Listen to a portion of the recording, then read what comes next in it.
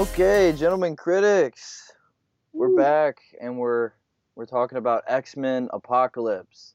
Now, this movie was highly anticipated. It was a part of the big three superhero movies that were going to be showing team fights, and we were going to have Batman versus Superman, and we had those teams. We were going to have Cap versus Iron Man, and now we have Apocalypse versus the X-Men. And this is the final one to come out of the big three. Alex, what did you think right off the bat? First off, there seems to be a theme with these team movies lately. There's been a lot of that. I was stoked about it from the get-go, hearing about it being Apocalypse and who they're going to introduce as far as character-wise, which we'll get into later. But I mean, I was just stoked about it because Apocalypse was one of the coolest story arcs the X-Men ever went through, and I think it was cool to see that brought to the screen. Yeah, I totally agree. I mean, as a kid watching the X-Men animated series, seeing Apocalypse there, and then, growing up to learn more about him, to finally get to see an on-screen film adaptation of Apocalypse was, I couldn't wait. I just knew it was going to be good. It was going to be hard for them not to make Apocalypse cool. Yeah, there was no way they weren't going to do it in such a way that caught everybody's attention and made everybody enjoy it. And I think that Bryan Singer, especially, I mean, enough credit can't be given to him for what clearly is a vision he has for these X-Men movies. I mean, he clearly knows what he's doing, and he accomplishes He, his goal every time. he's definitely got some kind of plan starting off back in the day with First Class. I think that's when it all really started. Hmm. Did he Trying to put do the Last whole. Stand as well? No, he did not do Last Stand. He did X-Men 1 and he did X2. So He he's left for done X3. five of the six. Yes. Well, Or if we're talking yes, about the five of beginning, we should talk about the beginning of this movie. So we start off in Egypt, and it looks. I'm a fan of Egypt and Egyptian history.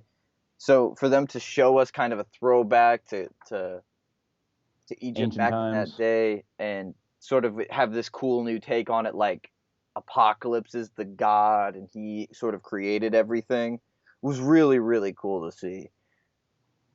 I think it gives us an idea as to where he came from, how old and powerful he actually is. And I think a lot of people didn't know that going into it.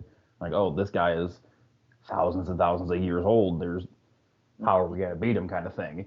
But you're right. The beginning scene, getting to see ancient Egypt, was just cool visually. It was just stunning. It was cool. The music was awesome. It kept people's attention going right into it. And exactly like what you said when you said that it was going to show people that he was thousands and thousands of years old too. Also, by showing how old he was at that point and showing the whole body transference system. Also, by the way, spoiler alert, if you don't want any spoilers, we're going to spoil the crap out of this movie. So, All over it.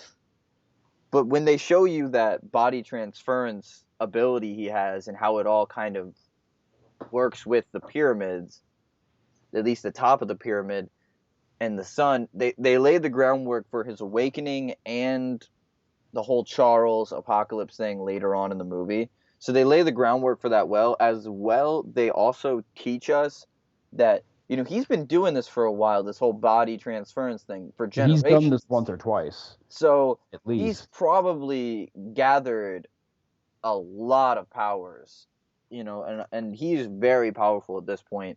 So Lord only knows how long he's been doing this, what his first form was, really who Apocalypse is at this point. We're already seeing him almost fully matured as a powerful mutant, even back in ancient Egypt. So I thought it was a really cool way to begin the movie. It captured me immediately. But then they show us his followers, and I thought his followers were really cool, and we should kind of talk about them a little bit. Like there was the one that kind of looked like Goro from Mortal Kombat with less arms. He I didn't was even make that connection. he looked crazy, man. He just grabbed that rock as it was about to fall in Apocalypse. Just grabbed it out of the air, like got it. Hey, we Okay. call we call that a team player. He went he did what he had to do. Then you had the one girl who could shoot some kind of like psychic bubble of energy power. It was so and cool. I weird. was like, what a power to just have. I'm glad they showed his. Well, we'll learn about it later, but they are his horsemen at that time, and I'm glad they showed him that because it showed that he wasn't like bound to just these four certain people Hmm. that help serve him. Whoever he chooses will serve him, kind of thing, and I think that's cool. Now, one of the things that I was a little disappointed about, because they did a good job of referencing when they were talking to Moira McTaggart later in the movie about how like he always has those four principal followers, but I sort of thought that they didn't do a very good job of making you see what the principles were that these followers were supposed to bring, and they do a much better job of that in the comic books, even going as far Yeah, as to tell you what principle each follower is for. So they didn't really do that, but it was still really cool. That's something I would have liked to have seen. minor detail kind of thing that Yeah. people who read the comic books kind of search for in the dialogue anyway. But all in all, it was still cool. It was still a really great way to start the movie, I thought. And with a whole uprising, they already threw in there this whole, in a sense, the only reason he survived was he wasn't alone. But yet there was still so many people fighting against him. There was a revolution. There was an uprising. They wanted Yeah, to there's end apocalypse, and they tried. We'll give it that. it's good foreshadowing for later on in the movie. Yeah, it is. There's a lot of that mirrored from Hmm. back when they were in Egypt to the X-Men fighting them present time. It showed just kind of the similarities between it. But that would bring us then to present day in this movie, which is the 80s. And, we got Mystique coming in here to. We don't really know why she's here, but it becomes apparent once we see Nightcrawler. Like, hey, she's here to save Nightcrawler. But, I mean, if you're a fan of X-Men, you know that Nightcrawler is Mystique's son. He's Azazel, if you remember the red teleportation mutant in First Class. That is Nightcrawler's dad, and Mystique is his mom. So it's In kind the of comic books. ironic. It's not really touched on at all in the movies, but in the comic books, yes, that is. I like that. I always like to imagine that he is her son. Same way I like to imagine that Magneto was Quicksilver's father. It really wasn't canon until this movie, but you know, they still kind of they still kind of did give us a shout out in Days of Future Past with the whole like, yeah, my mom knew somebody who could do that. They didn't really give us that for Nightcrawler, but I'm hoping they do at some point because I love Kurt Wagner and I think that he deserves that character development. You gotta And say it right. You gotta say Kurt Kurt Bachner. Kurt Wagner. Thank you. Ugh, I just so I think about the original Nightcrawler from X2. yes, I just all he in was the all church. loved that character. I love the portrayal of that character with that guy. I was really waiting for it the whole movie. Once I saw Nightcrawler, I was waiting. I was just like, okay, at what point are we going to get a Kurt Wagner? Because the guy's accent is perfect for saying it. So I just couldn't wait, and we did get it. We got it once, which was enough That's for the only me. reason I saw the movie, honestly. I mean, that's just wanted to hear that. But then we saw Angel as well, and I really like Angel. I think he's a really really cool character, and he is always Apocalypse's angel. He's always his archangel, one of his followers.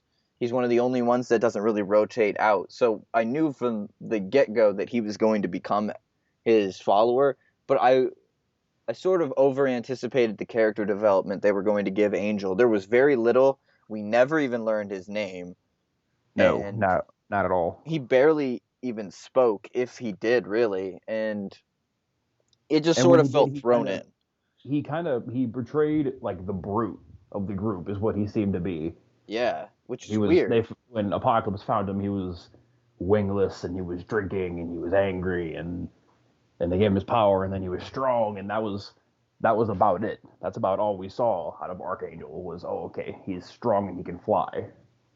Yeah, I was a little disappointed because he's not really supposed to even present that principle. as one of his followers. But I was thinking going into this that Psylocke was going to be more of like the brute kind of force, but even she really wasn't that big of a factor. I mean, she I fought a little expected bit with Beast, but I expected Psylocke. We'll get into her later. We'll touch on that subject here in a bit. But Angel, I mean, I liked the character. He did a good job. He looked like Angel from the comic mhm. books. Blonde hair, awesome wings. They made him look good. But like you said, he did feel very thrown in there, and I wish they would have done more with him. Yeah, totally agree. Totally agree with that. But then, of course, we're humans and we're not content with just leaving things buried in the ground. So when we Oh heard God, that no. there was some deity buried in the ground, of course we dug up the pyramid. Of course. Of Why course. wouldn't we? Mhm. Just awoke the apocalypse. So he's out, he's running around, this big earthquake across the world. Everyone's like, "Ooh, what was that? What was that?" Apocalypse is like, "I'm free now. I teleported out of whatever this little bubble of psychic energy was. I teleported right out of that, and We're out of here. We're going. We're now I'm going just places. walking around Egypt like, what happened? Okay, where am I? What time is it?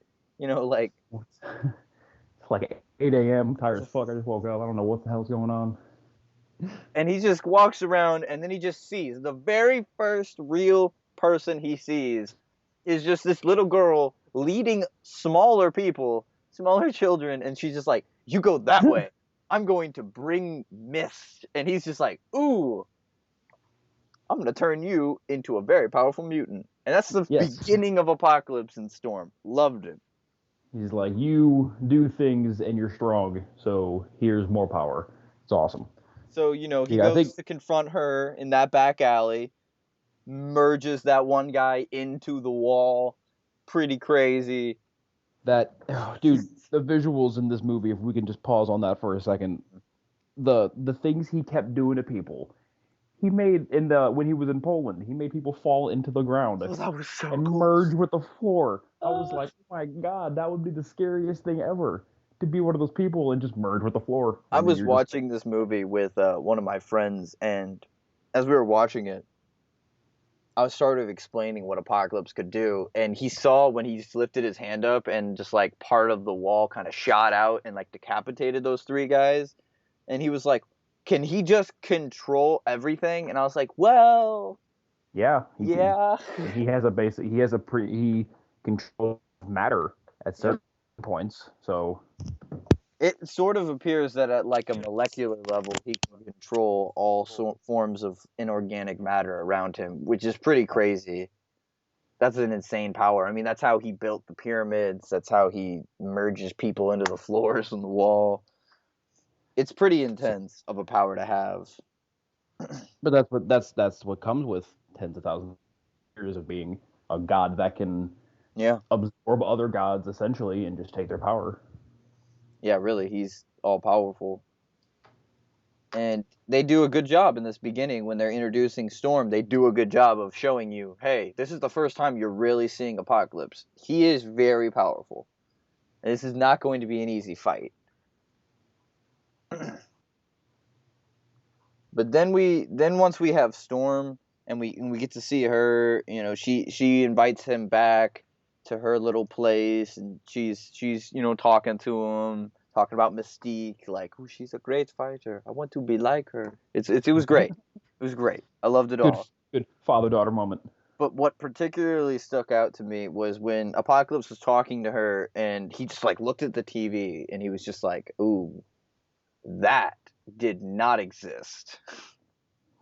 When I went to sleep So he earlier. just kind of walks over to it, and you could just see the TV kind of like the screen moves a little as he raises his hands up, and it just starts learning. It And was crazy. he learns everything. From that point on, Apocalypse has finally come full circle as to like, okay, immediately I've come up with the plan. I know the mutant I want to go grab to go do this plan.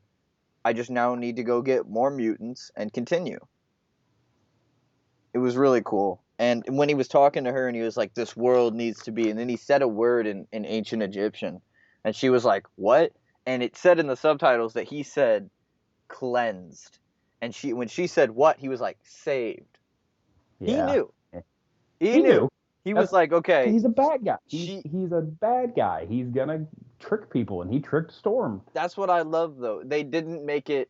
See, before X-Men have fought villains that have convinced themselves that they're not the bad guy. But I think Apocalypse, he's not trying to convince anyone else, or really even himself, that he's the bad guy. He's like, I am the No. bad guy, but I deserve to rule because I'm the most powerful.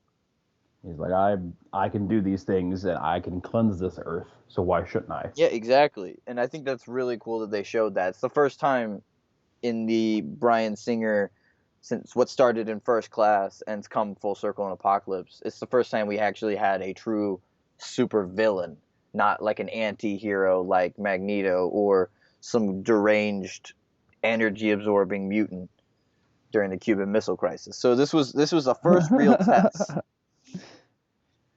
This was their biggest test. And so that's when Apocalypse goes to get more mutants. So he's like, let's go get Psylocke. Okay. So then this is one of my favorite parts of the movie because I really find this bald-headed guy named Caraban to be just hilarious. It's Because just a joy to be he around. thinks he's so strong and he thinks he has some form of like power in like Egypt. I don't know why he thinks he's really powerful, and Apocalypse just kind of comes in like, yo, looking for mutants, and he's like, hi, you're blue, I'm Caraban, I don't want to talk to you, go away. I'm Caravan. And then he pulls the gun out on Apocalypse, and when it just disintegrated, I felt like that was the first point in the movie where I was like, I'm a little on Apocalypse's side right now. Like, this guy Caraban has thrown me on Apocalypse's side because it's just so fun watching him get what's coming to him. Because Yeah, what? he was such a dick to Mystique earlier in the movie, and I don't know, I thought it was really cool to see that. I think it was important to show that scene too, because I mean, from what we gather from that scene, Caraban might have been a fairly powerful mutant at the time, being in control of knowing where every mutant is and blah blah blah blah blah. Hmm. And then Apocalypse comes in and shuts him down like he's nothing. Like he's I nothing. think that it just kind of shows you what level Apocalypse is on compared to some of the people we've seen before, especially in this X-Men universe. Yeah, seriously. But then we get to jump to, and that's something that this movie does a lot of. It jumps around the world, which I really enjoyed because it sort of reminds. It's a very Marvel thing to do, to just sort of jump from There's a lot going place to on, place and sort of and cover great distance. DC's more of a like, here's where the fight is. Marvel's very good about being like, because it's usually a team based movie. You got some people over here doing stuff. You got some people in this location doing some stuff. Exactly, exactly, and they do a good job of that.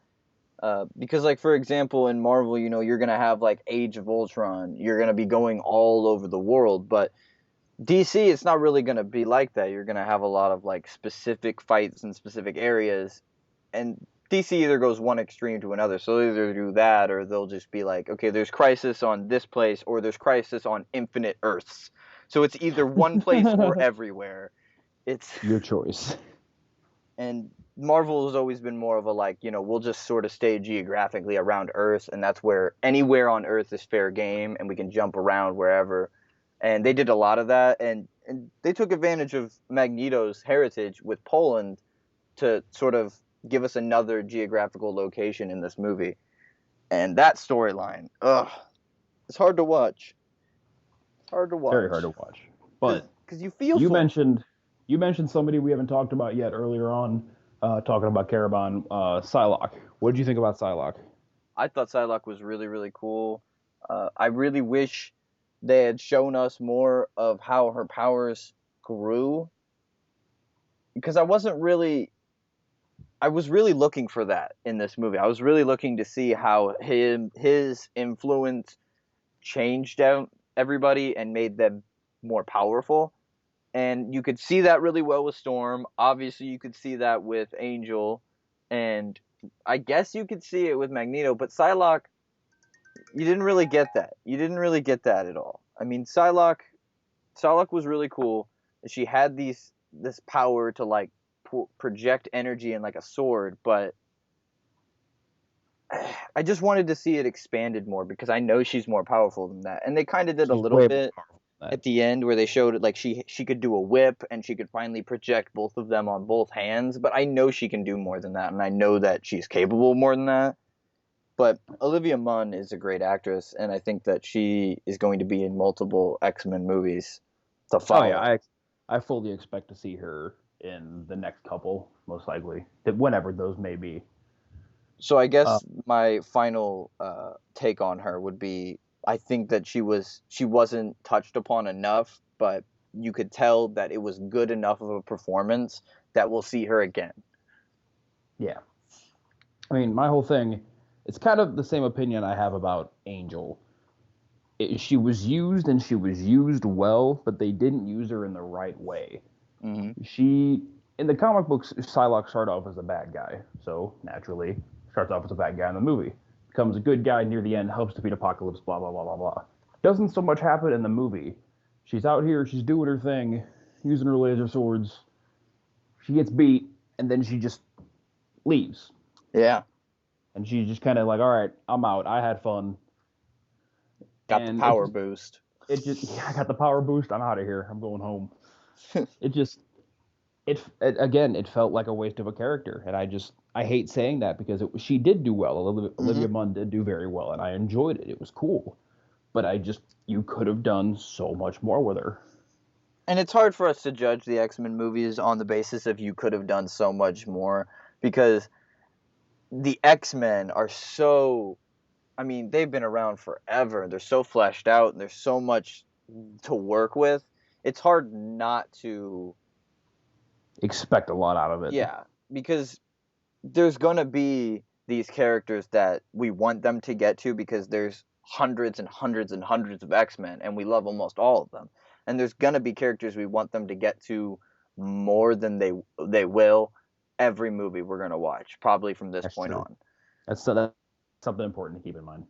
And unfortunately, Angel, Psylocke, these were characters that they did not really touch on as well. But that would bring us to a character that they touched on plenty in this movie, being Magneto.